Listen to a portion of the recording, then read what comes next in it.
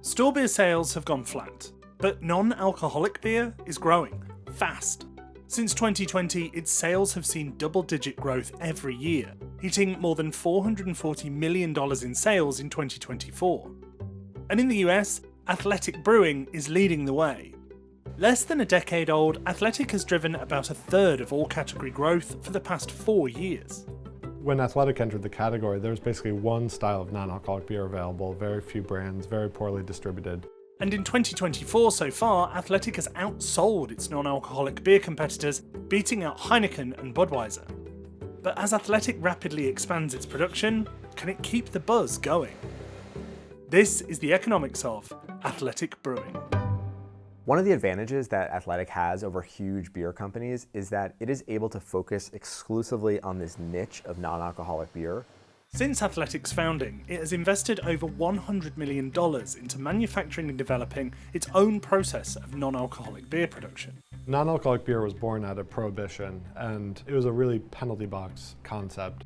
And then there was basically no innovation for 80 years. Even as more companies have added alcohol-free beer to their repertoire, it's common for them to just make their original product, beer, and then remove that alcohol through additional processes. Athletic takes a different approach. Instead of adjusting just one part of the process, Athletic makes 10 to 12 changes across all brewing stages. It's a new process, and a single mistake could make alcoholic beer, ruining a batch. Their process can be more complicated, but in some ways, it can also be more efficient. For example, for every 3.5 gallons of water Athletic uses, it creates 1 gallon of non-alcoholic beer. Whereas the Brewers Association estimates that the average craft brewery uses about 7 gallons of water for every gallon of beer. So we're almost 2 times better than that. What we're trying to figure out is how we can squeeze every last drop of product out of every single batch, and so we're investing in equipment that can help us do that. And Athletic could tailor its process to the specific needs of non-alcoholic drinks, like pasteurization, one step traditional beer doesn't need due to its alcohol content.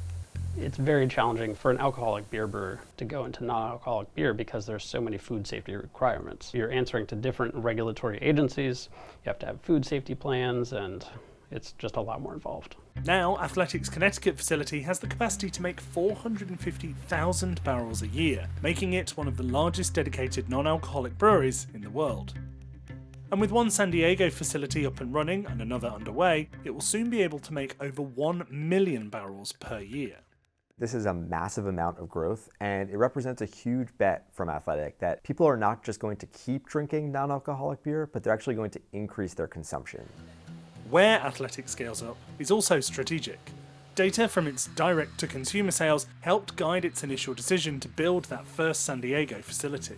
We were really following our e-commerce data. We, right from the jump, were selling a lot of beer in California and the Pacific Northwest. And so we bought a brewery and quadrupled the size of it in 2020 to 2021 to meet that demand. And DTC sales is one arm of distribution Athletic has that its beer counterparts don't always get.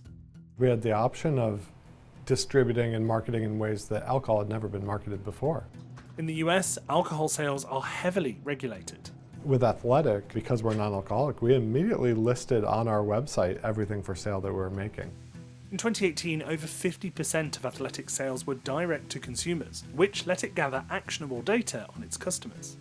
So we had really fast feedback loops on what kind of beer they liked, where they live in the country, what the purchasing patterns are. And that really informed our distribution and marketing strategy, is like, where are we resonating early and can we build on that, and what are we learning from those consumers? Athletic found that 80% of its customers still drank alcohol, and more than 75% are under 45 years old.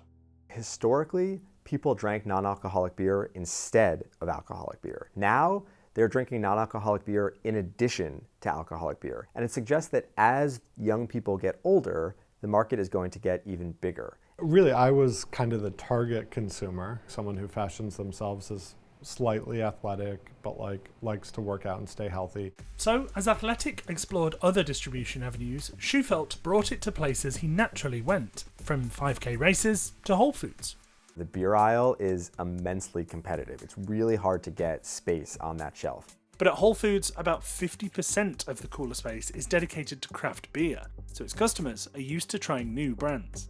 And the fact that Athletic was a non-alcoholic craft beer gave it a much higher chance of getting a spot. In June of 2018, just 1 month after launching commercially, its beer was on Whole Foods shelves.